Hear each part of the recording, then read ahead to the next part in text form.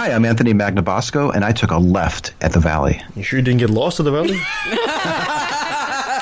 I know we shouldn't have to scream that we're atheists. You know, we don't have non-astrologers and all that. But with the religious people taking over the world, I mean, we can either speak up or be pushed into a corner. I'm proud to be an atheist, a skeptic, a non-believer, an infidel, a heathen. I call it how I see it. I say it's ignorance and you just call it faith in unsubstantiated claims. That's something to be ashamed. I'm an atheist. Coming at you from Burning BC, this is Left of the Valley. My name is Kevin, and I don't need the Heimlich maneuver. Just give me some Drano and walk away. Joining me as usual is a team that visited the Virgin Island once. Now they're just the islands. She once played with blocks and made the pyramids. The Egyptian took credits. Nancy. I thought it was the Great Wall. Now you switched it. It was. I did both. Yeah, I was just expecting you to, because the wall was bigger and longer. It was a bigger project. It was a bigger project. And there's a name for those who defy her. They're called organ donors. Kirsten. There's a reason why you can't name anybody left against me today, Kevin. Ladies, welcome back. I hope you had a great week. We did. How about yours? Oh, well, it was pretty cool. Nice and hot. Oh, God, was it ever hot. As per typical. And you know what? We got some cookies and some coffee, and our little friend, Dominic, is back. Hello. He brought us cookies and coffee. Did you guys try it yet? He's trying to worm his way You need in. to be well fortified today with Dominic part of the crew. Hey, Dominic, how you doing? Yeah, I'm good. I'm good. Glad to see you back. Hopefully we don't scare you away again this time. Why would I be scared away? Christina's not here, so we're good. Yeah, that's right. Only one of them now. And we have a couple more guests. Nancy, they're your guests, so why don't you introduce them? Oh, well, okay. We've got guests from North Dakota. And Wait a minute. Yes? North Dakota? North Dakota. I thought that was an invention of the media. That actually exists? There is. There's a north and the south, and the north is closest to Canada. So actually, they can go. I'm talking about them without even naming them. Because I read a book about a guide to the U.S. and it was the first 5 pages were blank, and it says, "See, that's North Dakota." Is that true? Okay, we've got Ramsey and Parker. Ramsey and yeah, Parker. they're going to do a lot of listening, and Hey. hopefully they'll do some talking. Nice, welcome. Yeah, welcome. Hi. No, Ramsey and Parker, that so sounds like a crime-fighting duo, detective, If fighting crime involves cookies and coffee, Yeah, I guess that works. we're closest to the Well, cookies. if he stole the cookies and coffee from someplace, we got a crime in progress. Well, I don't know. Dominic made him, so he might want to wait 5 minutes to make sure it goes down. I'm on my third. Hey, are you testing my ability to bake cookies? No, just your motivation. Hey, So today we'll be talking to our old friend Michael E. Sparks, and we'll be talking nothing but politics. It's going to be a different show today because, it's just so much in the news. So what can we say about that? But first, let's do a bit of chit-chat. Okay, did you guys hear that Mr. Alex Jones is off the air on YouTube, Facebook, Spotify, and even iTunes? wait, did he get banned? He got banned. Can they make that a national holiday in the U.S.? It's a conspiracy, I tell you. It's a conspiracy. Got tossed off the airwaves. It's those gay frogs. Those gay frogs got him banned. Long overdue. I mean, free speech is free speech, and we all are behind free speech. But thank goodness that guy's banned. Well, I hope forever. The funny thing is, we actually have 2 American guests, and they can certainly pronounce themselves on how they feel about that issue. Yeah. Especially since it's a U.S.-centric issue. Yeah. So, ladies, I want to put you on the spot. How do you feel about Alex Jones? Well, I don't think I've ever heard of him, actually. You never heard about gay frogs? What? No. Who is he? They're pedophile demons. And he was on the air? Oh, he's a huge shock jock. I'm actually surprised you've never heard about him. No. Yeah, he's a Which huge, is a good thing. I mean, I'm glad that It is a good thing. in a way, it's I'm good. He's a conspiracy theorist guy. He's to the right. Anything he makes up, he feels he's entitled to spew over the airwaves. And I guess he's been on. How long has he been on? For quite a while, actually. For it's been quite several a while. years. Yeah, and he spreads a lot of hate, and he spreads a lot of disinformation, and a lot of Fox viewers feel that he is the pillar of virtue and the fountain of knowledge, and they would rather quote Alex Jones than they would real news, and that's been part of the problem of fake news. I was going to say, is he on fake news or Fox News? Actually, he's Fox News gone into overdrive. He's got his own show called Infowars.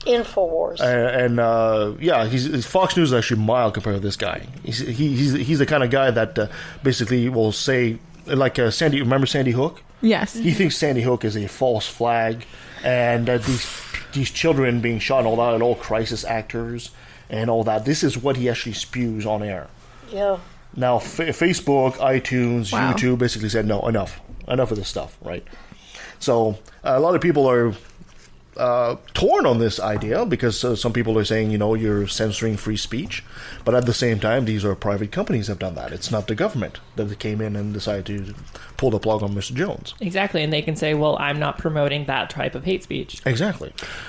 The funny thing, the difference is in Canada, this kind of speech would not go because we do have free speech. To explain to the ladies here, we do have free speech like the Americans, but not quite unfeathered like you guys have. You cannot in Canada incite hate.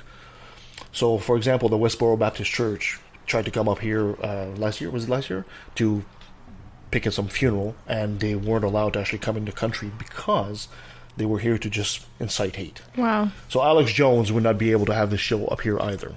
So I guess there is a debate that we can have whether it's better to have our form of free speech or the American form. That is really up for debate. Personally, I think I prefer our style. But anyway, so now that Mr. Jones is off the air, I think I want to start a rumor. Let's start a rumor. Oh, God. The rumor is Alex Jones didn't get kicked off the air. He deleted himself. It was a false flag. And he's just doing that because he's a crisis actor.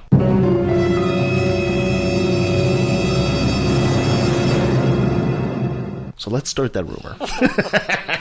Okay, so the question is then, where is he going to pop up next?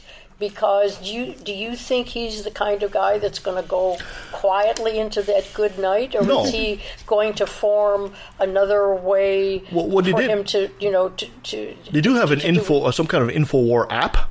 Yeah. And apparently that app just shot up in popularity right away after he got banned from there. So, but I think this is my personal prediction. Hopefully I'm right about this. I think over time, his viewership is just going to diminish as the least, because YouTube was really his main mode of transportation, if you wish, to people to spew his message. And I think now that is gone, I don't think people are just going to flock to his app all the time like people flock to YouTube. Well, I'm hoping he crashes and burns, but he may have enough of an audience to where they will be willing to fund him, on his own channel. Mm-hmm. But we'll have to see. We'll follow it. We'll have to see. Yeah.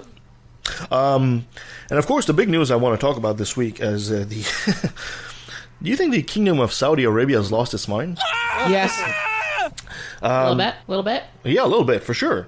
So, in Saudi Arabia, they arrested humanist Samar Badawi. Now, Samar Badawi, if you remember, she's the wife of Raif Badawi, and he was an atheist blogger that was condemned to 10 years in jail and 1,000 lashes for being an atheist.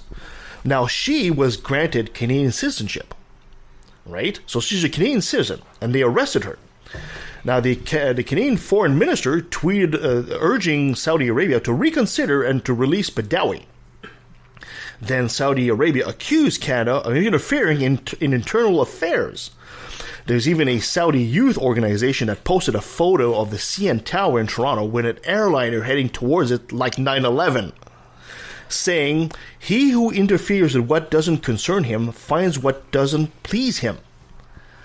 And of course, that made front lines right away because it looked like another 9/11 threat towards Canada this time. The Kingdom of Saudi Arabia considers the Canadian position an attack. They kicked out the Canadian ambassador and they recalled theirs as well. And they gave 2 weeks for students, I believe there's about 16,000 students, to return to the Kingdom of Saudi Arabia, cut off their funding altogether, and as well as patients. The hundreds of patients that are in Canadian hospitals getting treatment. Yeah, I mean, the whole thing is so outrageous and over the top. But and you understand that what they're trying to do is to warn off other countries from criticizing them. Yes. But to do that, they're really hurting their own pockets. Yes. The people who are being sanctioned, if you can use that word, are not the Canadians, are their own people. Because in recalling the students, a lot of those students happen to be medical students who are receiving fellowships and scholarships to be able to come to Canada in various specialties so they can go back to Saudi Arabia and have the top level type of care, medical care for their own population. And now they have doctors who are almost ready to be certified, almost ready to take their exams so they can practice in Canada or in Saudi Arabia, and they're cut off. They no longer have the funds, and and I think there are about, if I'm not mistaken, there may be close to 1,000 medical students and doctors who are in practice that are no longer going to be able to. So it's going to become a huge pain for these students because if they have to go back to Saudi Arabia without completing their studies, and now they have to find somewhere else. And will their Canadian studies be accredited in whichever country they go, or do they have to start from scratch? I don't know. It's a huge pain in the ass. Yeah, I was listening to that part of it, and I can only hope that there is some cooperation and some compassion, for the doctors, where some of the other countries say, well, this is an exception, and we are trying to make sure that people do get an education and can be helpful. Yeah. So we'll have to see, but it's rotten. Well, yeah, I mean, I could pick a more elegant word, but it's just rotten. We don't need a more elegant word. I mean, it's absolutely ridiculous. Yeah. That all of this hard work that these students put in. And then just to pull the rug out from under them and be like, no, over this petty thing, no, you just have to come back. We're pulling all the funding. Isn't there a law? Plus patients who are undergoing treatment are also yes, exactly. Sorry, Dominic, you're saying? Isn't there a law that you can't do such thing even if they're on the opposite soil? Isn't that not really. Breaking a law? They're citizens, so they really it's their citizen. They have the right to recall them if they want to. That should be a law, though. Oh, well, you get into international sovereignty, and that can be a very tricky thing. Eventually, it will work itself out. But in the meantime, it's a pain in the you-know-what. What's interesting is we're going to see how many of these people that are being recalled are going to choose to, no, I'm not going. Well, I'm going to stay even if it's illegal to stay. I just might do that. So that's going to be interesting. Yeah, I wondered that as well. So the guy is Prince Mohammed bin Salman. He halted the exchange programs. He halted the Saudi flights, all the flights from the Saudi airlines to Toronto. He halted the wheat and grain imports and trade relationships worth about $4 billion a year. And our exports to the Kingdom of Saudi Arabia is $1.12 billion in 2017, or 0.2%. It's nothing. This doesn't even hurt us financially at all. It's a petulant prince child grabbing his toys and going back home because he's not happy with what we said about him. And when all is said and done, we really need to give props to Trudeau because he did exactly the right thing. His criticism was something that all countries do to one another without, maybe you ruffle a few feathers, but it was justified. Absolutely. And he did not retract, and give in, because there have been countries, I think it was the U.S., as a matter of fact, a couple of years ago, that did criticize, but then they pulled back in order to retain some of the Saudi business. But thank you, Trudeau, for standing up for Canada and doing the right thing. Yeah. So after that, the Saudi TV started criticizing Canada's human rights records, which is that's a joke, because that same day they had which was last Wednesday, they crucified somebody that was condemned as a murderer. We're the ones that have a hard human rights record, of course. We're such terrible people, Kevin. We're talking to Michael Sparks today, and he's a big fan of Bernie Sanders. Bernie Sanders, the senator from Vermont, said that this was outrageous, the way that Saudi Arabia was reacting to Canada. The Kingdom of Saudi Arabia is sending essentially a message to other countries, don't mess with us.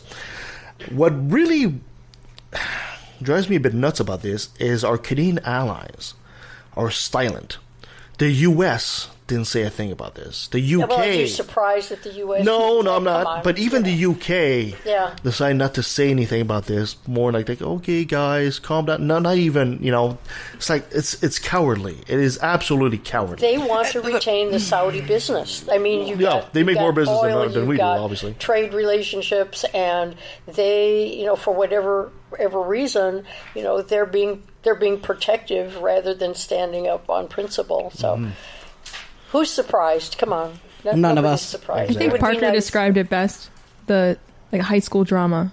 I got a bunch of high school girls. Yeah, recalling all the citizens just sounds like two high school girls in a fight. That's about it. And of course, then after that, they decide to dial the crazy up to 11, and the Kingdom of Saudi Arabia decided to claim that Jordan Peterson, remember Jordan Peterson, is a political prisoner of Justin Trudeau. This is why I drink. Oh, God. You know what? If Saudi Arabia thinks that Jordan Peterson is a political prisoner, I hope Jordan Peterson goes to Saudi Arabia and claims asylum. Go right ahead and keep him. Just take him. Take him away. Yeah. We don't want him. And while you're at it, go to the States and get Justin Bieber, too.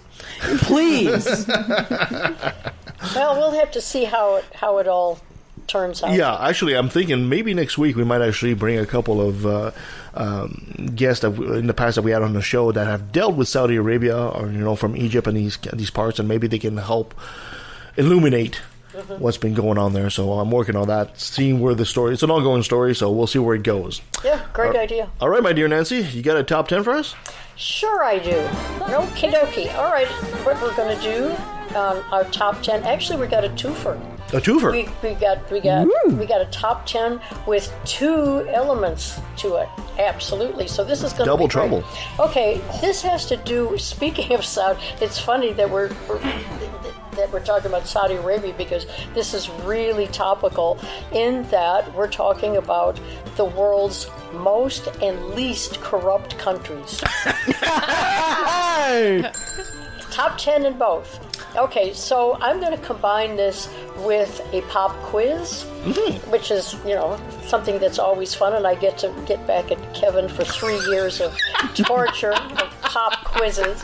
So, all right, so first we'll go through the top 10 ranked nations perceived to be the least corrupt.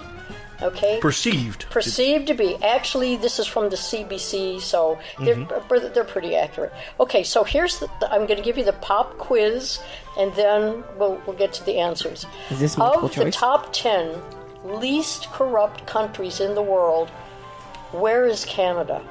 Number 1. No, we're not number 1.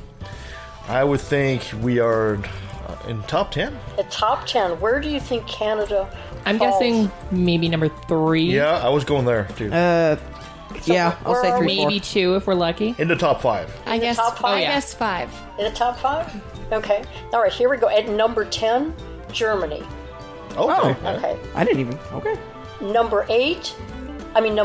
No, you're skipping one. Okay, number 9, Canada. What? Canada is number 9. We're still in the top 10. Yeah, we're still in the top 10, so that's We good. made the top 10, but it's interesting. I would have done the same thing. I would have gone 4 or 5-ish in through there, absolutely. But they're number 9, which is kind of interesting because when you realize, the countries who are less, we're pretty. Considering there's corrupt and free. 150, 180 countries around the world, That's pretty not good. bad. Pretty good. Yeah. Okay, so number 8 is the Netherlands. Number of course. 7. Yeah. Number 7, Singapore. Of Number course. 6, Norway. Number Okay, 5, Switzerland. Number 4, Sweden. Okay. Yeah. Number 3, Finland. Oh. Number 2, New Zealand. Okay, yeah, I see that. And anybody want to guess what the least corrupt country is out of the 108? United States? No, just UK, joking. United Kingdom. No. Yeah.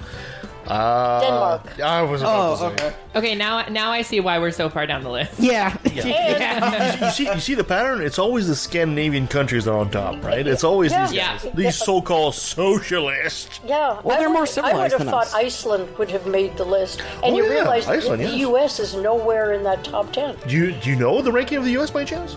No. 20. Yeah, no, I've only got the top 10. I probably should have gotten the whole list. Interesting. But yeah, it would have been. Okay, here we go. The most corrupt countries. And the pop quiz is, where does North Korea fall? Number on the top 2. 10? Number 1. Number 1? Okay. I say number 2.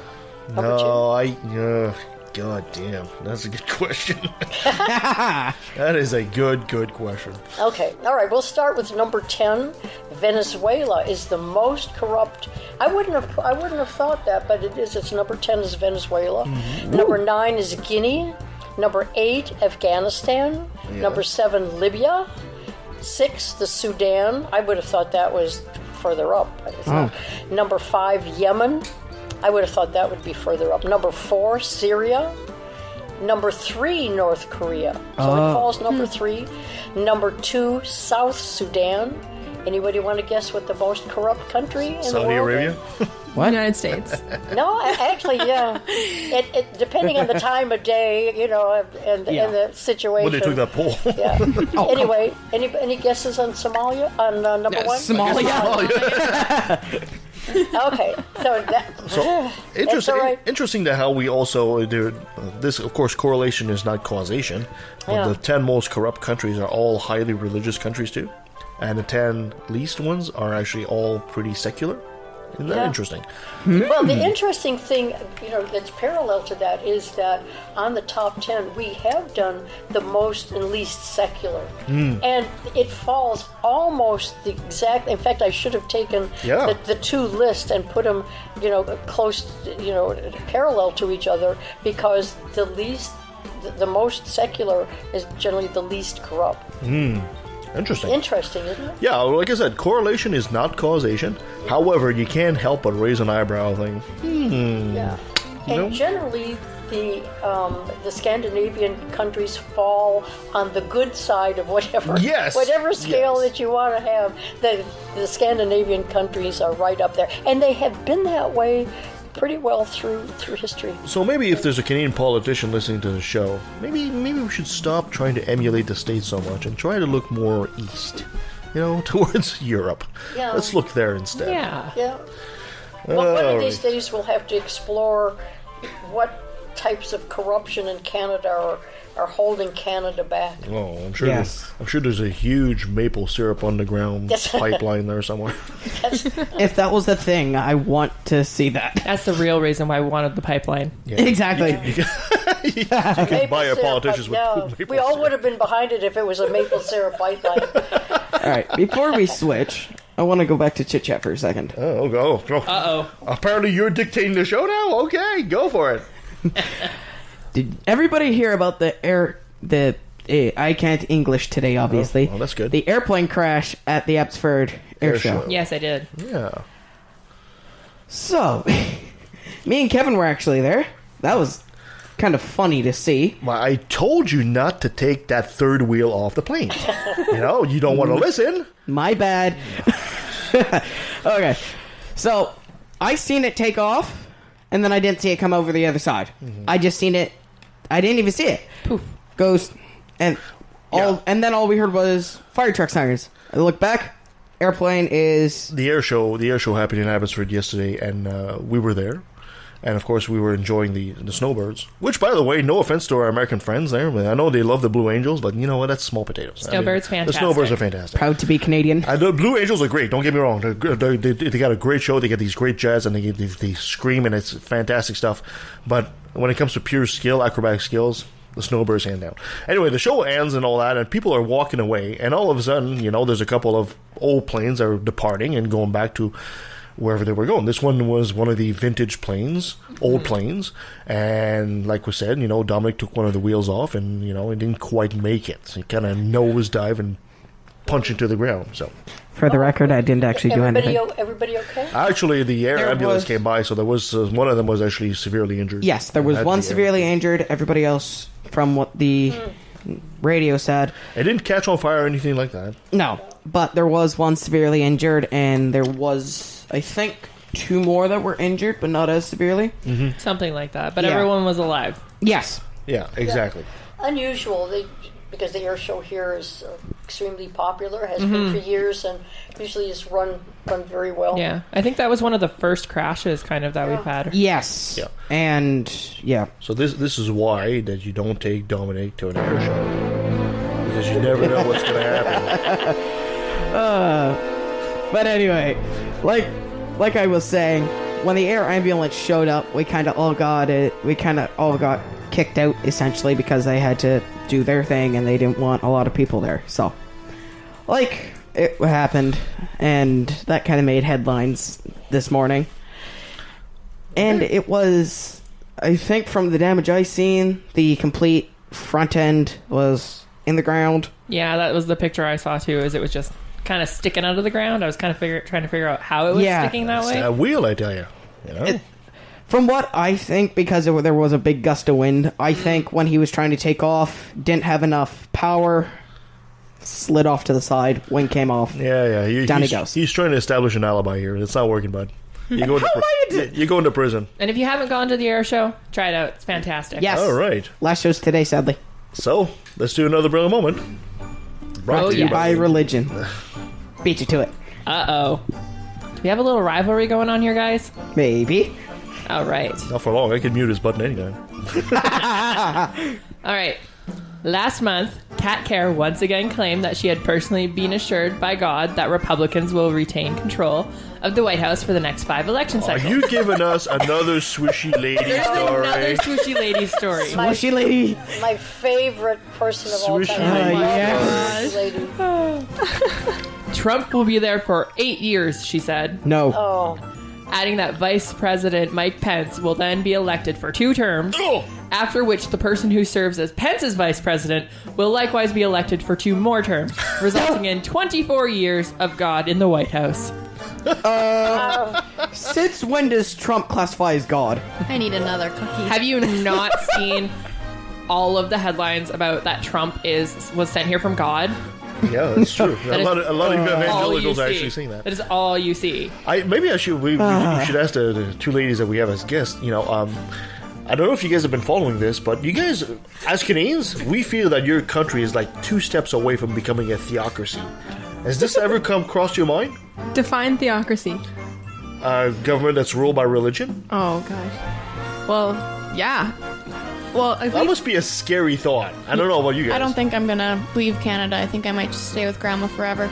That sounds wonderful to me. You're welcome to stay. You're welcome to stay. Yeah, you do realize that there's 2 conditions for you to stay here. You just gotta remember that we have stronger beer, and hockey's actually better than baseball.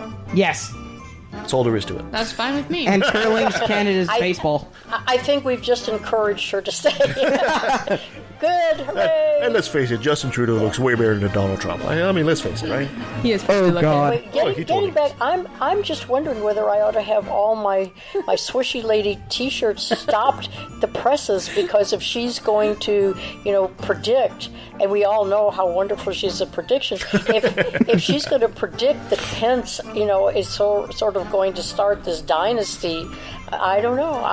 The swishy lady may not have my 100% backing at this point. Next thing we know, swishy lady will be the vice president of Pence. Well, oh my God! No. If she's the vice president, I think we all might be wait. bunkers. But then if she says something's going to happen... Yeah. She can make it happen. Her track record is fantastic, right? The swishy lady is... I'm trying to... Why don't you describe... I'll start, and then Kirsten, if you describe the swishy lady. She believes she has the divine power to stop natural disasters by invoking some type of a mantra and then swishing the catastrophe away. She has a staff. Whatever it is. Huzzah! Yeah.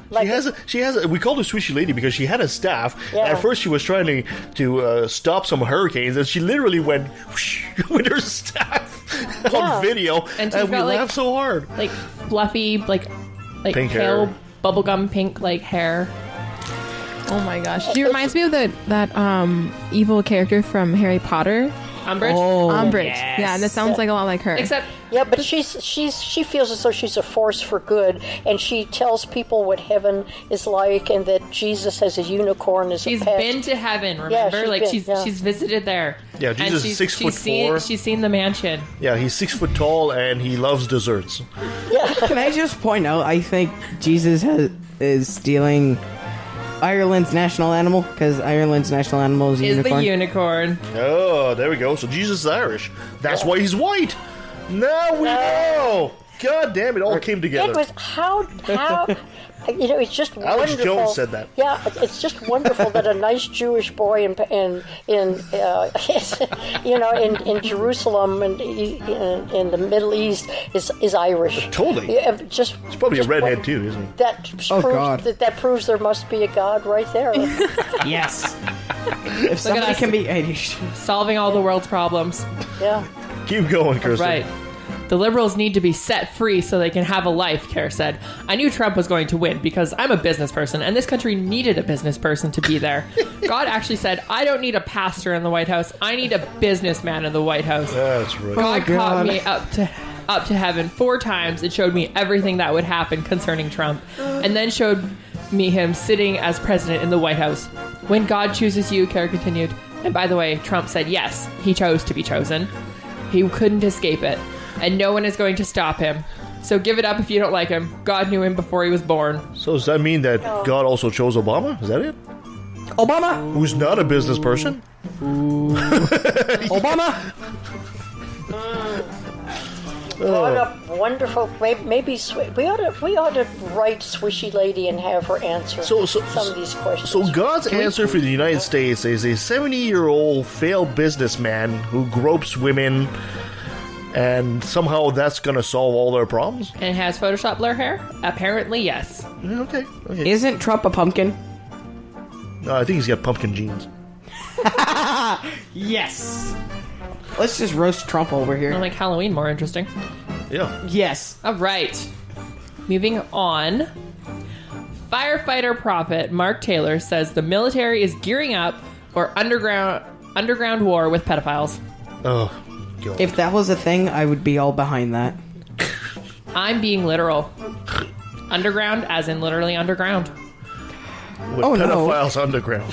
Oh no. It's the mole people. That's exactly what I thought. It's the mole people. Oh no. Mark Taylor, the so-called firefighter prophet and radical conspiracy theorist, recently asserted that the U.S. military is training soldiers to fight underground because that is where satanic pedophiles build secret bunkers in which they abuse, sacrifice, and eat children. What? You know, I thought only the atheists ate children. Apparently not. So apparently, I mean, children must become rare because everybody eats them, apparently. I guess now we have some competition. Yeah. You know, from Isn't underground pedophiles. I think babies are like the other white meat. Isn't there like a bomb that they can just... Whoop, goodbye. Bang. Those mole busters? Yes, thank you.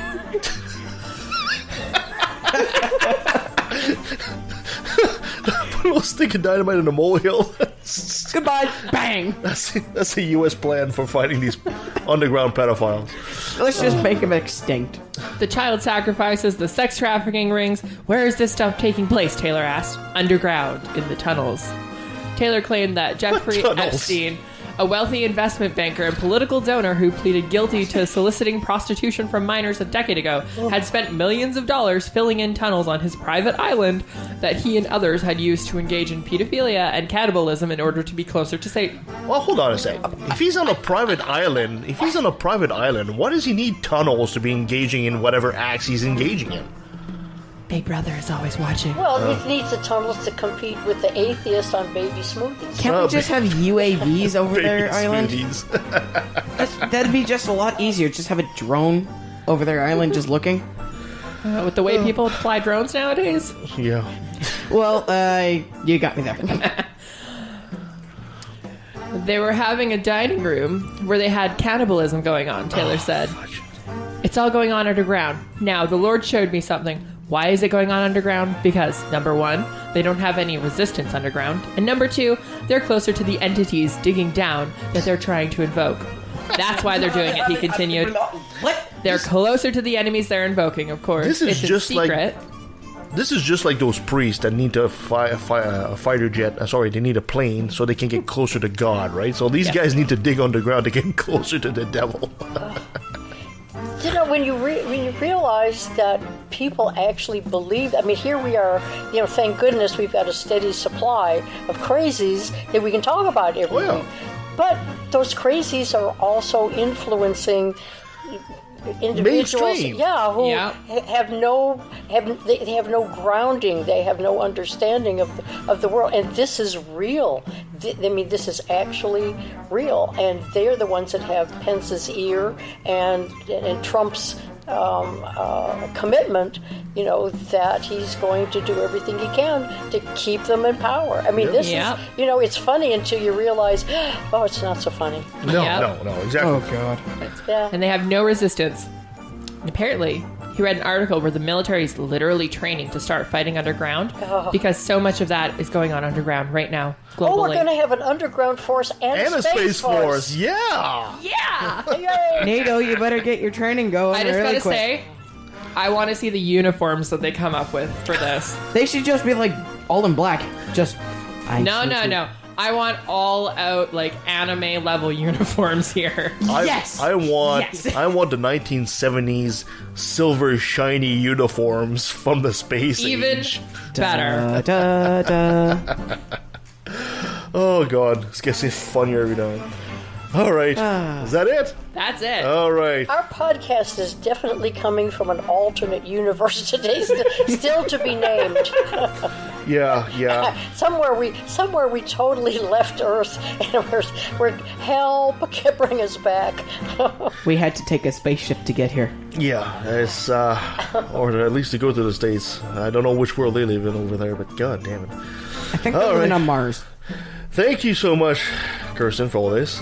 So let's take a quick break, and when we come back, we'll be talking to Michael E. Sparks. So stay with us. Yes, I'm using your mic too, Dominic. Fine. In a world torn apart by a lack of reason,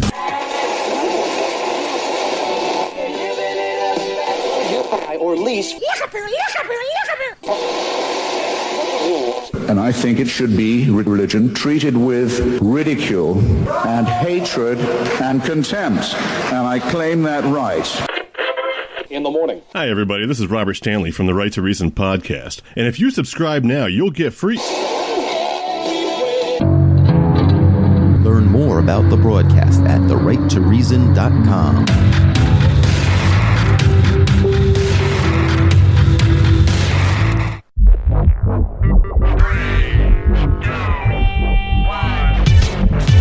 Hi, I'm the Supreme Irreverend Dr. Randy Tyson from the Legion of Reason Diversion.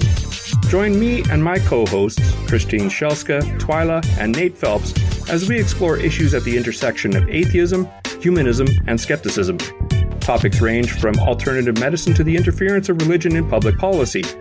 We often have special guests to help us understand the topic du jour. Previous guests include biologist Jerry Coyne, ex-Muslim author Ali Rizvi, philosopher Peter Boghossian, and the late physicist Victor Stanger. You can watch us on the Legion of Reason YouTube channel or subscribe to the audio version through your favorite podcatchers such as iTunes or Stitcher. And don't forget to like the Legion of Reason Facebook page.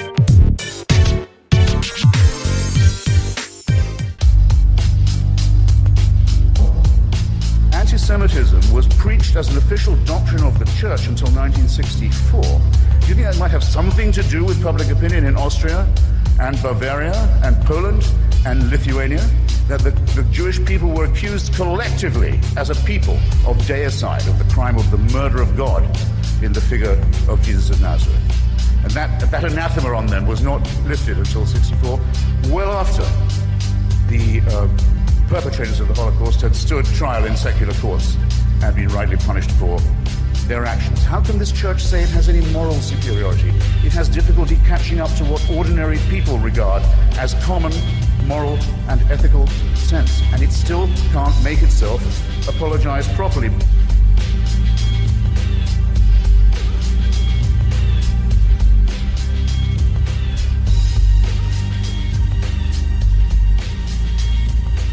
Well, joining us online is our old friend Michael Sparks. He's an author, a Bernie Sanders volunteer, and calls directly from the armpit of North America.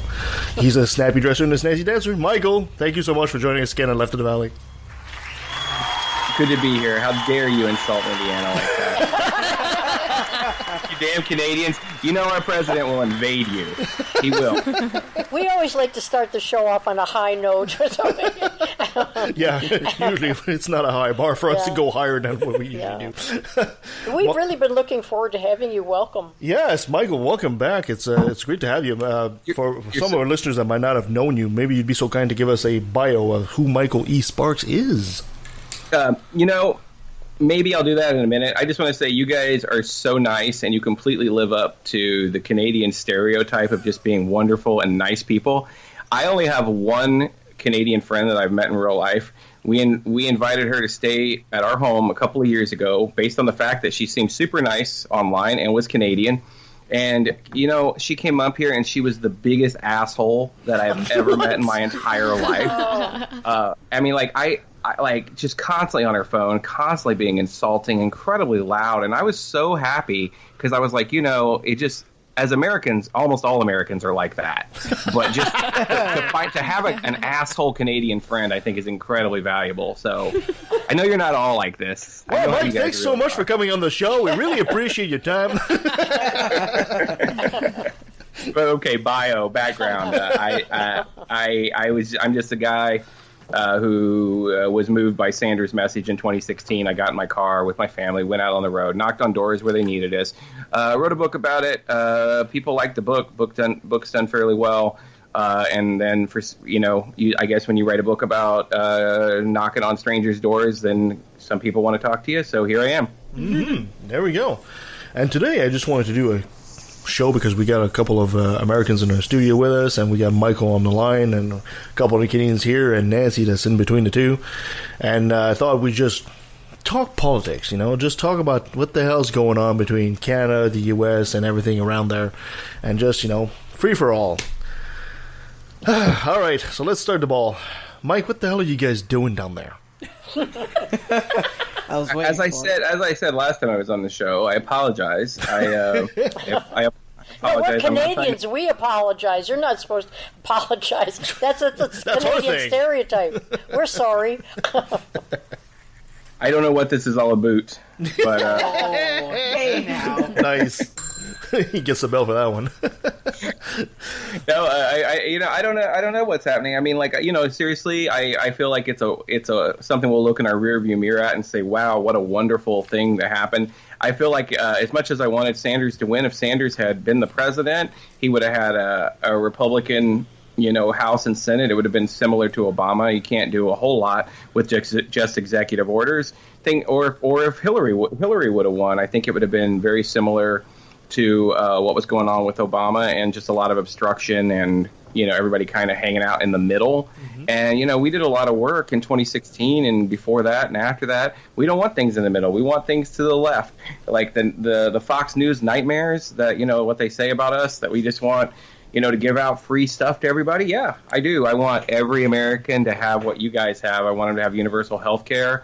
I want them to have, if they lose their job, I want them to have a welfare program to fall back on. Mm-hmm. I want to have job training programs. I mean, all this positive stuff that we talked about in 2016, I'm not worried about Donald Trump. I mean, if anything, he just exposed the GOP for what they are, which is, I just imagine, it's like people like tell racist jokes or something in their house or whatever. Yep. And then, what if you had a guy who went around with you everywhere you went and was like, hey, listen to the racist joke we were just telling in our house. That's what Donald Trump is. He just exposes them for what they are. So I think it's good. I think in 2020 we'll have reclaimed the House, Senate, and the White House. And I don't know. After the Supreme Court judges, there is a way around that. There's no limit to how many Supreme Court judges you can have. So if Sanders wins in 2020, he could just nominate like 15 more, and there, boom, so problem solved. Are you very positive about Sanders' probable nomination and actual being able to be a candidate? No, absolutely not. We saw what happened in 2016, and the Democratic Party is a big problem for Sanders because he's not a Democrat, and he's just jumping into their party to just run for the presidency. You see what they thought of that. They didn't like that very much. No, and they tried to stop him, and I don't see why they're not going to try to stop him again. But I mean, I would hope that in 2020 they would, if Sanders does run, that they would. I mean, who are they going to run? Oprah Winfrey, The Rock, Kanye West. I mean, like the party, made a big mistake, and it cost the entire country. But we have to move past that. I'm not going to be like these. Like just downing on the Democratic Party. It's the closest vehicle we have. So we'll, I guess we'll make a bunch of noise. A lot more people know about Sanders now than they did in 2016. So I don't know. I mean, if it's not Bernie, then it's going to have to be somebody who he endorses. So I don't know that it'll be him. I hope it'll be him. Just because I feel like it would right a great wrong.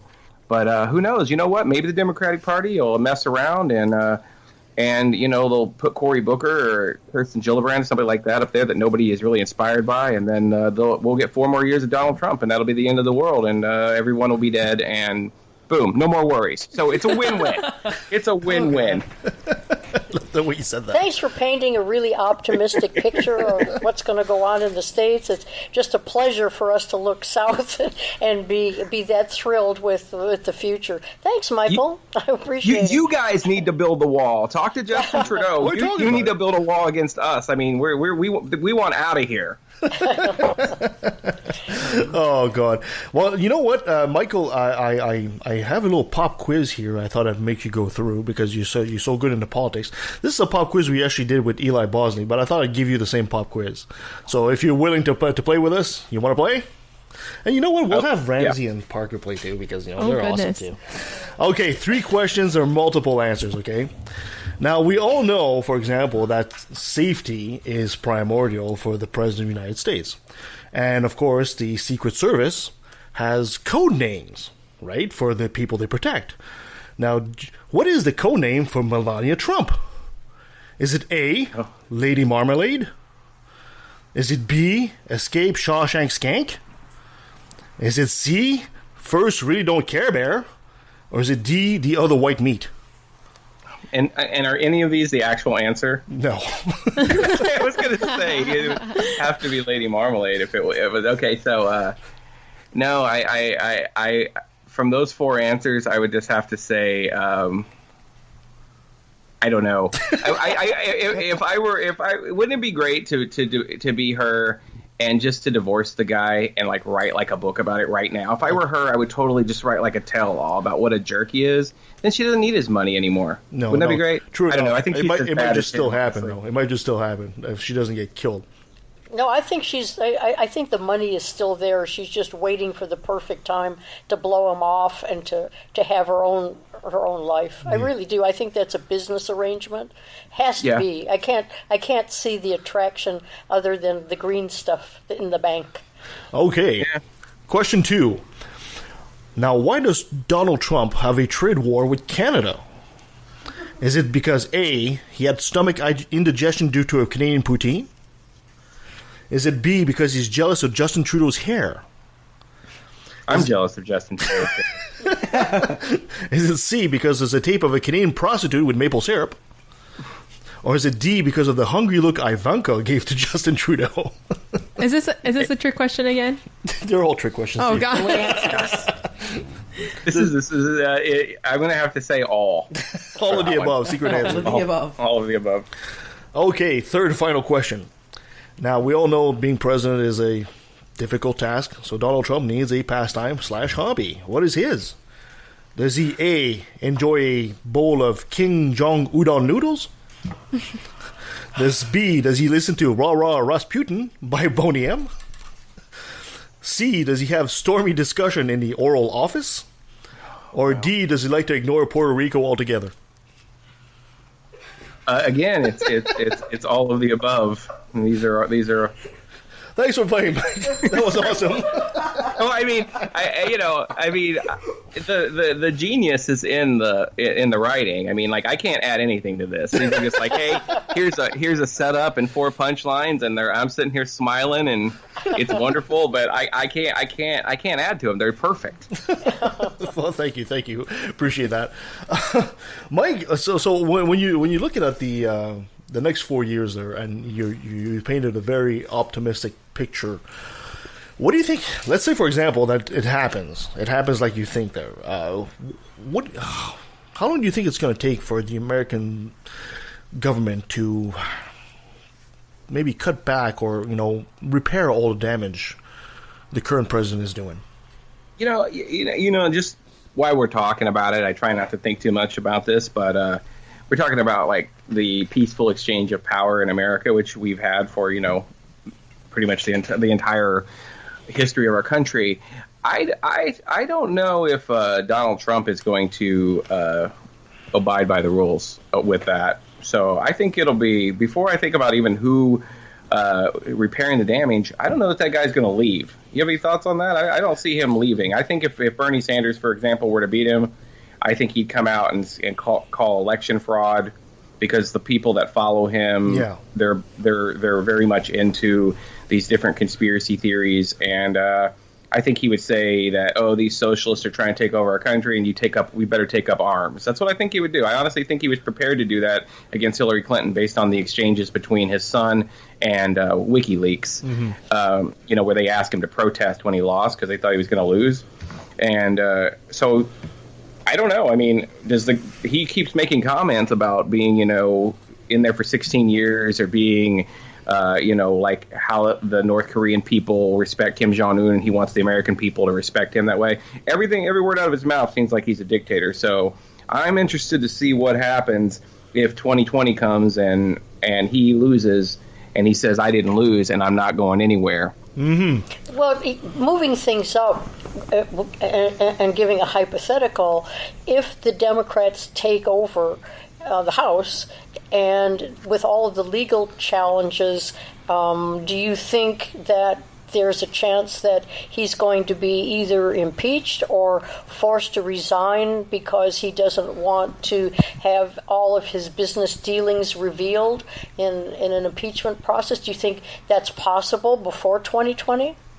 Yeah, I think that's the goal for the Democratic Party. Actually, I think they are going to win big on November 6th. I think it's going to be, like kind of a huge day for America, because basically once the Democrats, and I say they because I don't know, like I said, they're the closest thing we have, but they're, I'm not exactly in good graces with the Democratic Party and a lot of their agendas, but it's, if they taking back the House from the Republicans will in effect pretty much make Trump basically the same as Obama was, where he couldn't get anything through, and he's pretty much exhausted most of his power with executive order. So he'll just basically be a lame duck sitting in there, and then they'll have the option whether to impeach him or not. And I don't think they should. I think they ought to just let him continue to destroy the party for 2 more years to get a big voter turnout in 2020. Let him run again in 2020. They don't want.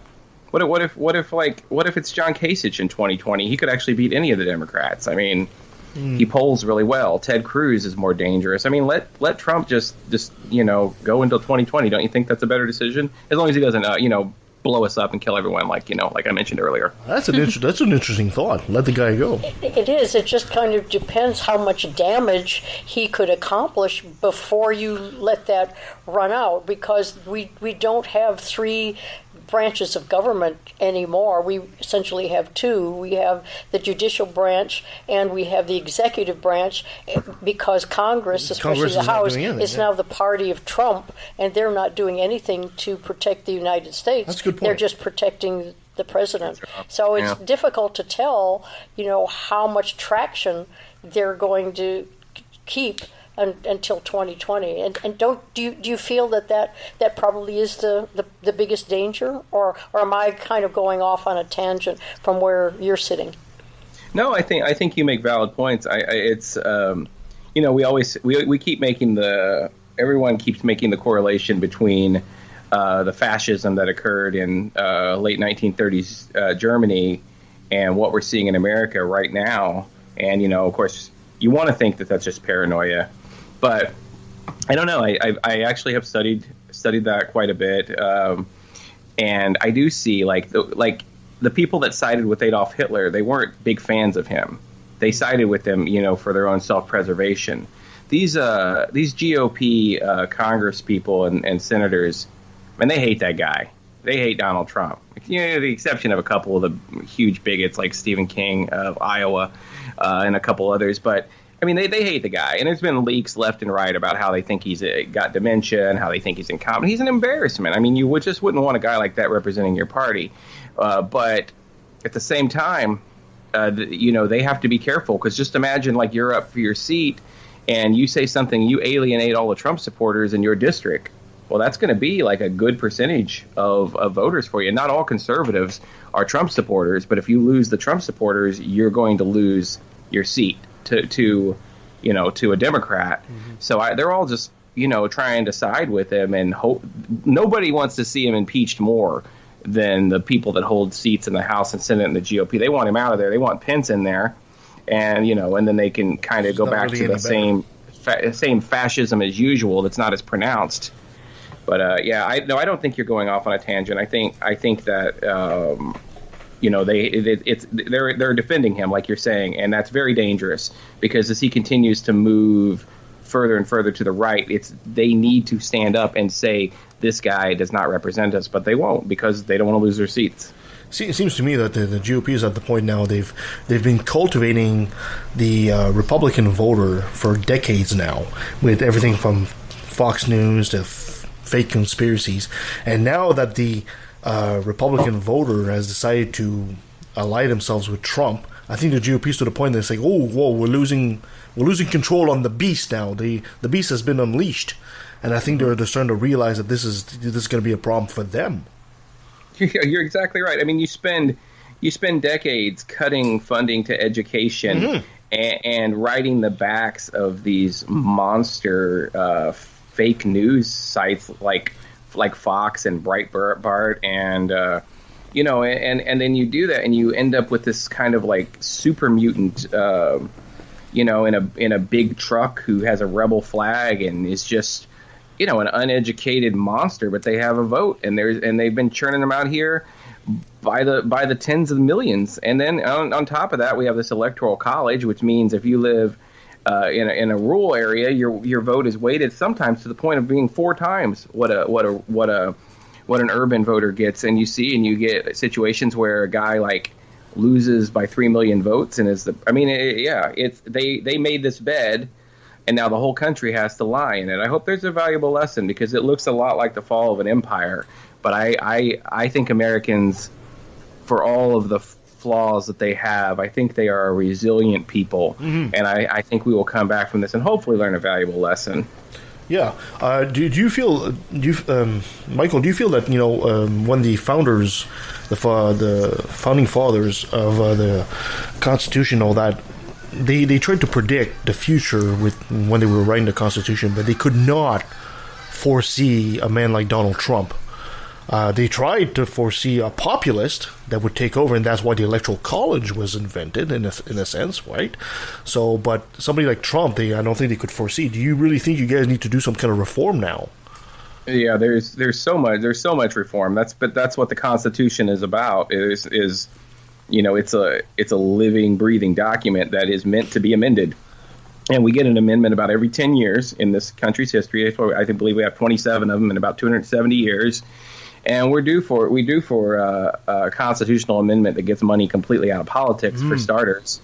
And, some would argue that there should be an amendment to correct the vastly misunderstood Second Amendment. I don't really think that is necessary, but the 21st Amendment overturns the 18th Amendment. That's what we do. We make mistakes, and we say prohibition was a mistake. Okay, let's write an amendment to get rid of it. It's just that's just how it is. We have to look at this thing as this is it always cracks me up when the Second Amendment people get so gung-ho and they're like, it's in the Constitution. I'm like, yeah, it's an amendment. They said, we amend it. And so I think that, we do need to look at how we do things. But, I don't know. In a way, I'm kind of glad that I mean, I like the way the GOP handled Trump coming through. I remember them saying, I forget the guy's name. He's like the head of the GOP. His name is escaping me. And he said, "We are not." I'm sorry. Do you have it? Paul Ryan? No, not the McConnell? Speaker of the House. He's anyway. Mitch McConnell. Mitch McConnell. No, he doesn't hold that position. He's anyway. He was like the Debbie Wasserman Schultz of the GOP, and his name has just escaped me. Reince Priebus. That's it. Yeah, it's such a strange name. I have trouble remembering. Anyway, Reince Priebus said when interviewed by Chris Matthews, they said, "Aren't you going to do something about this guy? Aren't you going to stop him?" And Reince Priebus said, "If our voters this is who they want, then that's what we have to do." Mm-hmm. And I wish the Democrats had said that, because then it would have been Bernie Sanders, and Bernie Sanders would have annihilated the guy, and it would have been Sanders would be the president. But at least they listened to their voters. So I don't know. I mean, I don't really think we should change the way the president is elected outside of getting rid of the Electoral College, so it's one person, one vote. I think that it's fine, and it just shows right now how broken our entire system is. That a reality TV star who talks about having sex with his daughters, is the president. I mean, we need to change some deeper things. Like Bernie always says, change starts from the bottom up. We need to fix our education system so people wouldn't even want to vote for an idiot like this. So you're really saying, if I understand you, that democracy is really a messy process, and even though you take a wrong turn or take the wrong curve, that the power of the vote and hopefully the intelligence of the voter are going to right everything so that we get back on the right path. So people who are really depressed at this point ought to think of it as just sort of a bump in the road, and ride it out and vote their opinion in the midterms. Yeah, I mean, I guess that's part of what I'm saying. I mean, I don't know. You say the intelligence of the voter. I mean, I guess that's what I'm really focused on, because I don't know. I mean, we accept that democracy is the best system, and we just accept that blindly. And, America will go and drop millions of dollars in bombs on your country in the name of democracy. I don't know that we've ever had any real democracy here. I think more like it's maybe the struggle for democracy, the futility of trying to implement a democracy. And you say, you can go out and research and, really do your, say, oh, this candidate, is this voting record, and this candidate is this voting record. You can go, you know what? You can go out there and vote. 200 people who don't give a crap about anything are going to go out and vote the opposite of you, based on nothing, based on a letter by the name. And so, I mean, trying to get an informed populace would be nice. But I mean, I don't really, I'm comfortable saying I don't really know all the answers, but I know a few of them, steps that we can take. Just like I said, like getting rid of the Electoral College, or exploring other systems like ranked choice voting and things like that. I look at this America as just still very much an experiment. I mean, we're still a very young country. I mean, how old is Canada? Oh, we're actually younger than you guys. We just celebrated. Yeah, we just celebrated. Ours was founded in 1867, so we're actually a bit over 150. 150. Oh, you guys look really great too. I mean, just probably because you're so young. Wow. so yeah. Well, I don't know then. Okay, so we're old and we're stupid. Okay, great. Canada's great. You happy now? You already know that. Is that the whole reason why you had me on here? It's just the whole remind me of how crappy and old we are. And we have better beer. You do, yeah, better beer. You have is there one thing that America's better at? Seriously, can you just throw me a bone here? You guys are great at marketing yourselves. That you are fantastic at. Yes. Oh, wait a minute. What about rock and roll? I mean, you guys got Rush. What else is there, really, though? I mean, we have everything else. No, yeah. You guys, yeah, we do have some Canadian rockers, but you guys, yeah, rock and roll is totally U.S., yeah. You guys got Bryan Adams. I mean, seriously. I mean, that kind of evens the whole playing field right there. I mean, I think we're even at this point. I don't think he likes Bryan Adams. I don't think so. Hey. Michael, speaking of our two countries, there's kind of like this ongoing trade war that's happening between the U.S. and Canada. I think our countries have never been so far apart since 1812, really. Now, you being the lay person and talking to a lot of ordinary people on the street, here it was huge news. I mean, we're still talking about it, and it was front page of the paper. But how does the average American feel about this, or do they even know? Okay, that's the answer right there. Is they have no idea. That's depressing. Well, no, I mean and Trump recognizes this, and he's got a plan, and that is to just say that he's doing great a lot and tweet that he's doing really great, and then because nobody in America knows about these things. It's just they don't follow it, they don't care, they don't. It's amazing. I mean, it's just pretty much in on social media. I have a little microcosm, a little echo chamber of a few thousand people who are pretty educated about politics in general, but once I disengage from electronic media and I go out, I'm not talking about just Indiana. I just got back from Philadelphia last week. I'm all over the place, and I go and I talk to people, and then people just have no idea. If you ask people, what do you think of these trade wars that we're trying to engage with China, and people would just be like, it's all identity politics. It's 100% identity politics. If they like Donald Trump, they say, "Oh, Trump's gonna get him, man. He's a businessman, and he knows. They're gonna go on that side. If they don't like Donald Trump, they're gonna say, "Oh, it's just awful. It's just awful." You could ask them why. Yes. Nobody knows why. Yes. So yeah. Nobody knows. No, that's been my thing too, because especially on social media, I get into these conversations, and right away, as soon as I'm talking to people, I'm asking these questions, because last week, we had Anthony Magnabasco, so I like to ask these questions. Why do you feel Donald Trump is a good asset for your country? And right away, they say, "Oh, look at this Hillary bot," or something like that, or whatever. And I said, No, you misunderstand. I'm Canadian. I don't have a horse in this race.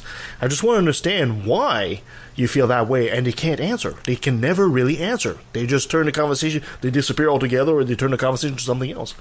Well, I think Trump found two nice, shiny toys in his little president box, and one was the power of tariff, and the other was the power of the pardon. And he's going to use both of those willy-nilly because he can. Mm. And I think, apropos to what you're talking about, until the tariffs hit everyone's wallet, or hits the wallet of those people who are most involved in this, like the soybean farmers and others, that's when I think people are going to suddenly look up and say, "Oh, now we have to really be concerned about what Trump is doing." But until it hits people economically, I think it's probably going to continue to be sort of an apathetic response from most people. Mm-hmm.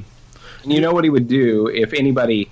First of all, the delay from the time legislation gets passed until the time it affects people is long enough for them to lose their attention span and not understand what has happened to them. But even if they did, he would just say it was Obama's fault. And like a lot of people would just, 40% of Americans would just say, yeah. I mean, what it really comes down to in America, this is like a society that loves pro wrestling and who loves, certain actors. It's a very identity-based culture. And so it's just really, it's really interesting to watch that someone can come out and basically code say, virtue signal, "I hate black people," which is what Donald Trump has been doing for 8 years, even before he got in the White House. I mean, the whole birther movement, him trying to just harass Obama. I mean, the bottom line is, Trump supporters, and this is a large swath of America, they just don't like black people. So he can come out and say, it's Obama's fault, and they're all like, yeah, and they believe it. They really believe it. It's unbelievable. This country was founded on racial injustice. I mean, it literally, from the very beginning, we've always had racial injustice, and we never wanted to talk about it because the people that were in power don't have to talk about it. And so now it's being brought out. People are seeing it, and you're seeing you're seeing what America truly is. Yeah. And I think that has to be a good thing, because if you were a person of color, if you were a gay or trans person, if you were a Latino person, you had to live with this stuff every day, and no one wanted to talk about it. Yeah. And now here it is, and things are getting worse. But maybe I'm sorry if I'm dodging your question about trade. I just think that really the big thing with it is identity politics, and Trump can do whatever he wants as long as he can blame Obama for everything that doesn't work out. I guess the easy way to say this is it's a lot easier to thrill people with hatred than it is to do that with reason. Yeah, that's a perfect quote. Yeah, we got to talk about. You talk about that 40% they'll accept whatever Donald Trump says. We got to talk about the conspiracy theories, because you have to explain to us, poor Canadians, what the hell is all this stuff like Q and all that stuff? Can you give us an idea, because it's just insane. Yeah, I don't know a lot about it. I think it's called QAnon. I don't know a lot about it. I stay away from the conspiracy theory stuff because, there's just so much real stuff that has to be dealt with. And I feel like politics is slipping dangerously close to being like sports, where, or as a friend of mine said the other day, I said, he kept getting alerts on his phone. And he was like, oh, Elizabeth Warren just tweeted this and all this. I said, do you feel like politics is like sports? And he said, yes. He said, yeah, but like politics makes me miserable and sports makes me happy. Yeah. He goes, but otherwise it's the exact same thing. Yeah. So yeah, like, I don't know. I try to stay away from it. I mean, it looks like it could be interesting as an alternative to actual politics, to just go down some crazy rabbit hole. Again, though, it's identity politics, right? Because it's like with like Pizzagate. How did that start? That starts because everybody hated Hillary Clinton. So it was an easy thing to stick to, and that's a form of identity politics, because if somebody you don't like, you're going to believe crazy stuff about them. Yeah. I don't know about Kane. I when Pizzagate came out, I looked at that for a minute and I was like, this is ridiculous. I usually try to educate myself a little bit about what it is, but I've actually decided to stop reacting to the conspiracy theories and just literally ignore them. And if there's one that's like true, like we have had lots of conspiracies in this country that have later proven to be true, I'll learn about it when we have the facts. But as far as like all these people on the internet just playing, like, I mean, I don't have that much time in the day. I got things I got to do. I can't sit around and talk about what ifs. Yeah, true enough. I think I'm the same guy who just said Trump won't freaking relinquish power in 2020. So that's a conspiracy theory. So, I'm no better. Yeah, in a way, I can understand that. I think as atheists, I think we all often see that. I think your analogy with sports is quite correct, because whichever diehard fan you have for whatever team, they will always root for the team no matter how good or bad the team is, Even when the umpire makes a call against the team, they get angry even though the call is justified. So I think your analogy is quite apropos there. And as atheists, I think we see that also on the parallel between mammals, because we are mammals that are very good at finding patterns. Right? And I think these people that are doing these conspiracy theories and listening to them are not necessarily stupid.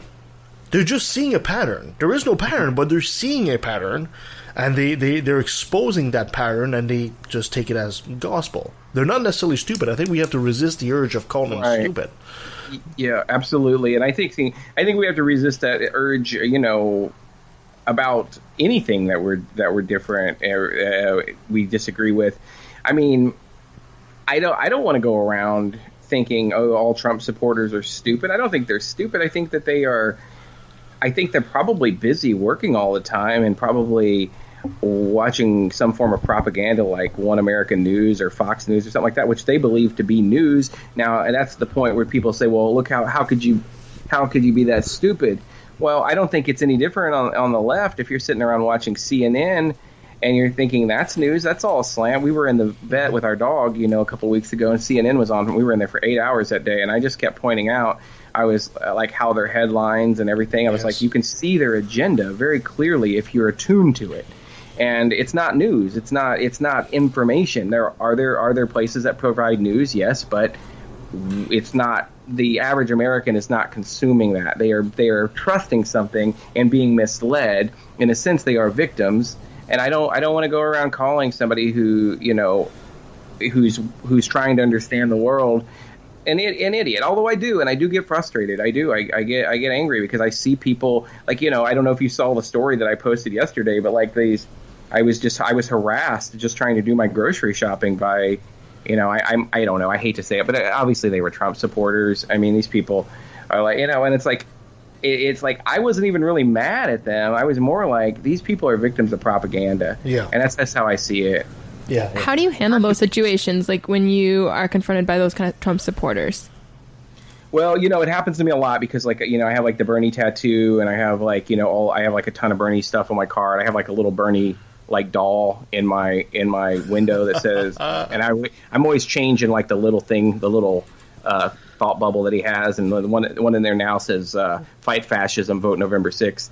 And I live where I live in Indiana, and it's pretty conservative. I'm obviously in a nice little artist community here where everybody loves Bernie, but we have to travel outside of here to conduct things, and when we do, I get these guys and their trucks trying to literally run me off the road, and they do the alteration to their either climate change deniers. You know about this? These coal roller guys, they alter their vehicles to where they can dump a bunch of diesel fuel onto you, like in gas form. They cut in front of you, they hit the button or whatever, and then you just get dusted with like this soot out of there.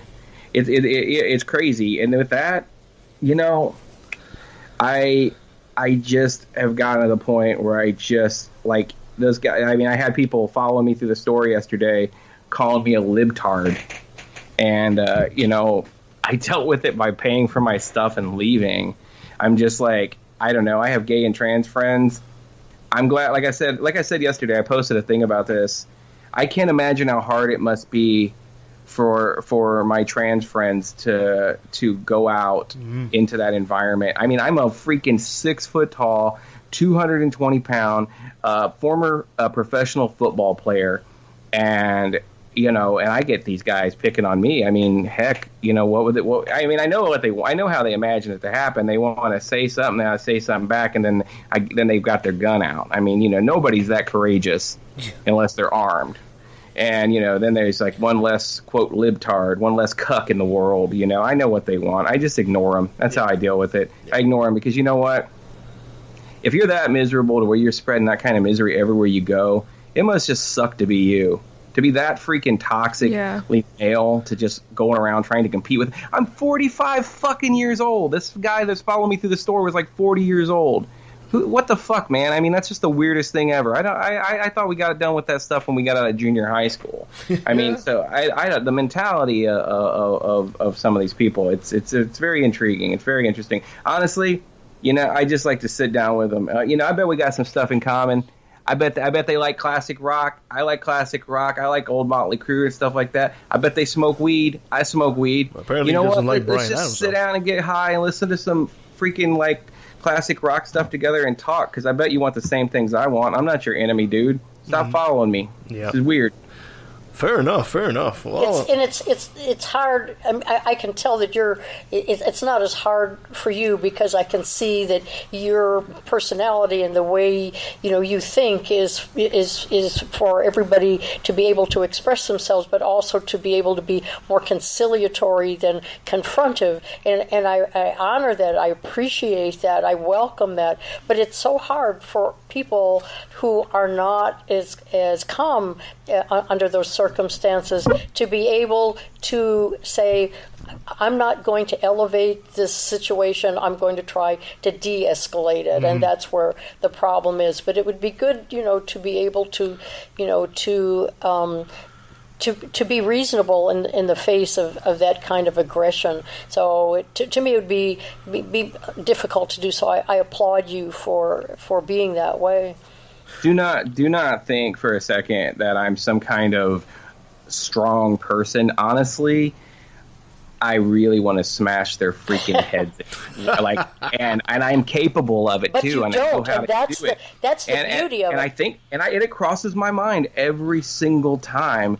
And in order to get to the point where I had a good day yesterday dealing with it, there's 1,000 stories of where I did not, and stories where punches were thrown and police were called and just various things that finally got me to the point where I just walk away. It's still the same reaction going on inside. Still, like yesterday, I was super offended because the guy that was following me through the grocery was telling his 7-year-old kid to call me a libtard. And I was so flabbergasted as a parent, and that I just wanted to say something, and I wanted to talk to the kid. I mean, I've been a mentor. I mean, I was a Big Brother in the Big Brothers program here, and I've always been a mentor for children. I was a sports coach for lots of little kids teams, and to see that, I just wanted to turn and talk to the kid. The dad, whatever. Go watch Fox News. He's a lost cause, but the kid is where you need to focus. Yeah. Yeah, that kid will be all right. You watch about 10 years, that kid's gonna have about 30 facial piercings, and his dad's not gonna know what to do. That's what I always pray when I see that. I know you said everybody being atheist, but I always say, dear God, please make that kid rebel against his dad. Mike, if a couple of things you need to remember, right? You can't always move to Canada. We'll welcome you with open arms. We have stronger beer. And Nancy's a assassin for hire. So if you really need somebody to be taken care of down there. That's right. That's why I admire you, because, when you say your inner self wants to just smash them in the face, just hire me. I'll do it for you. Yeah, Nancy will take care of it. Okay, well, just email me your rates. I'll see what we can do. There's a lot of them. I work, depending on the cause, it's just a sliding scale. No problem. He's got a lot of them, so you can give him a bulk price or something. If I agree it's worthwhile, we work it out. No problem. Mike, thank you so much for being on the show with us today. But Mike's all yours, buddy. Go ahead, plug yourself. Tell us what's happening with you. If people want to reach you, where can they find you, et cetera, et cetera? If you're interested in the book I wrote about being on the road for Bernie, you can pick that up on Amazon, The Evil Empire, and it's called My Bernie Journey, and then it's like an inside look at the 2016 Democratic primary. If you don't need to type all that in, type in my name, Michael Sparks, along with My Bernie Journey. It'll pull that up. As far as what am I doing? Actually, I'm working on a young adult novel. It has nothing to do with politics. So that's just something it's just something that I just enjoy writing. And when it's out, I won't. Sorry, I'm babbling on here. Anyway, I'm not really doing anything to answer your question. I'm just basically priding myself on doing absolutely nothing. I wake up, I meditate, I play my guitar for like 2 hours, I write a chapter in my book, I go back, I meditate again, I smoke as much pot as I can in a day, and just, man, it is great to be me. Let me tell you, I love the empire is burning down around me, but my life is damn good. Well, when you finish with your book, come back on the show and we'll help you promote that a bit. Love you guys, man. Thanks for having me on. Perfect. Mike, before I let you go, I got to have you say, hi, I'm Michael Sparks, and I took a left at the valley. Hi, I'm Michael Sparks, and I took a left at the valley. And that was Michael Sparks. Oh, what a great conversation. Yeah, interesting. I was saying, oh, God, we could have gone on with that conversation forever, because God knows when it comes to politics. Well, we start with one topic, and then we kind of diverts into, different little waterways going in all different directions. And it's great because it doesn't make any difference where you start. It leads to all kinds of interesting ideas and opinions. Wherever it went, he's a great conversationalist. I'd love to have him back. Absolutely. I'll be interested to hear where he goes if Bernie Sanders runs again. I can't see it. I can see, maybe in the next 2 years, some progressive Democrat or progressive liberal rising through the ranks that has some traction and would have some public support. So, I mean, a socialist, a democratic socialist, there's the term, coming up. But we'll see. Time for Moran. Dear Prince, whatever your name is, not have you shown the world you're a puerile, spoiled child with power, whose skin is as thick as rice paper. Maybe you've given us something to ponder. The fact that your I'm taking my toy and going home policies will in fact hurt your people more than the 0.2% economic trade makes me sad for the undue suffering your people will go through, but good riddance to bad cabbage. Dear world allies, the fact that Canada was always there for you in your hour of need, whether it's to rescue and house stranded Americans by the thousands after 9/11, or fighting alongside the UK in World War II in Normandy. By the way, the Canadians were the only ones to actually meet their objective that day. It makes you cowards when you'd rather let a Canadian humanitarian citizen be harmed than stand shoulder to shoulder with us against a regime augmented by an Iron Age religion who still decapitates people in 2018. Dear listener, soon you will hear pundits calling the PM weak. God knows where this came off of. And also you'll see calls that we should apologize, again, for doing the right thing, because economics. There's a correlation here. These are all conservatives, and now they show their true colors. Not blue like in Canada, or red like in the US. It's actually yellow. Being a conservative is a selfish act. It says your material comfort is more important than the life of your neighbor. And they are way too quick with the lube and bending over when money is in the balance, no matter how small the amount. But being a humanist and Canadian is much more than that. We believe in the collective we, not me. We believe that happiness doesn't equate having to lose dignity. We believe that the right of others to have a piece of the pie by simple virtue of being human. Money is a great servant, but a bad master. It unfortunately rules the conservative's life and rules the very planet. For that to stop, we must be willing to say that there are things that are much more important than financial gain. Only then will these shackles of the mind be removed. That's the goal for humanity, and that's what it means to be a proud Canadian. And that takes us to the end of our show. You know, before we go and we get out, I want to hear Ramsey and Parker say, "Hi, I'm Ramsey, and hi, I'm Parker, and we took a left to the valley." I want to hear that. Should we say it together? I mean, sure. Okay, so you say, "Hi, I'm Ramsey." Okay. Hi, I'm Ramsey. Hi, I'm Parker. And we took a left at the valley. Yay! That was awesome. Don't you know? Don't you know? Thank you so much for joining us on the show, ladies. Thank you for having And us. thank you for being with us today, and thank you to everybody that's here today, including Dominic. You did not kill us with those cookies. Good for you, man. They were delicious. You can find us at leftinthevalley.com. That airplane is making a lot of noise. And you can find us on Facebook, on Twitter, at LETV Podcast. Send us an email at leftinthevalley@outlook.com. Coming up, oh my god, where's my iPad? I don't have it. Okay. We have...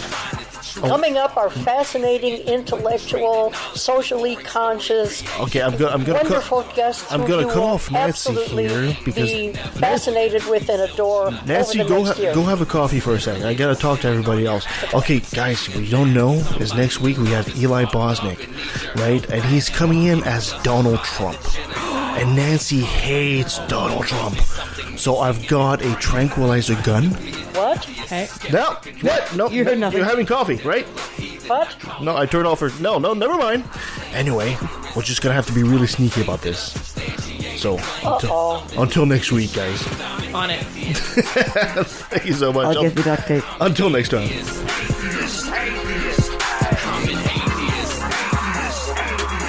Thank you so much for making me laugh because you were telling stuff and Dominic right beside me, he's 13 and he's face palming half the time, especially when you talk about Donald Trump trying to have sex with his daughters and he's making these faces and I'm trying not to laugh. So thank you so much for that. I appreciate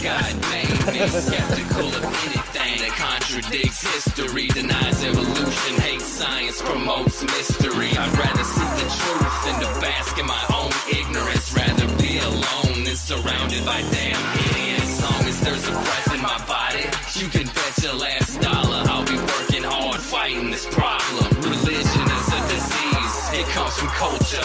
Only true on a regional scale. Science is universal. Are you to say that Horus isn't real, but Jesus is? Or Zeus, Thor, Mithra, Vishnu, you don't believe in them? I think the reason is apparent. You do what you're told and believe in the God assigned by your parents. I'm proud to be an atheist, a skeptic, a non-believer, an infidel, a heathen. I call it how I see it. I say it's ignorance and you just call it faith and unsubstantiated. unsubstantiated claims. That's something to be ashamed. I'm an atheist. Atheist. I'm an atheist. Atheist. I'm an atheist. I'm an atheist. Now let me take a sec. Don't mean to sound so hateful, but I swear to God, pun intended, I find it disgraceful that thousands of children are raped by priests, and since they're holy men of God, they get away scot-free. And the Pope does his very best to keep it on the hush. Don't wanna affect business, he loves money too much. We know that they love the kids, but how the fuck can we protect them while they planning to molest them? We teaching them to respect them. Respect them? Fuck that. The system is broke down, working backwards, and the only action or tactic I plan to practice now is to attack them. The parties of God's hands are bloodstained, millions of murders by believers, and they're all in God's name. And let me take a sec, don't mean to sound so hateful, but I swear to God, pun intended, I find it disgraceful that many atheists are told to be quiet. You're not alone, speak your mind, time to let it be known. I'm proud to be an atheist, a skeptic, a non-believer, an infidel, a heathen, I call it how I see it. I say it's ignorance and you just call it faith, and unsubstantiated claims, that's something to be ashamed.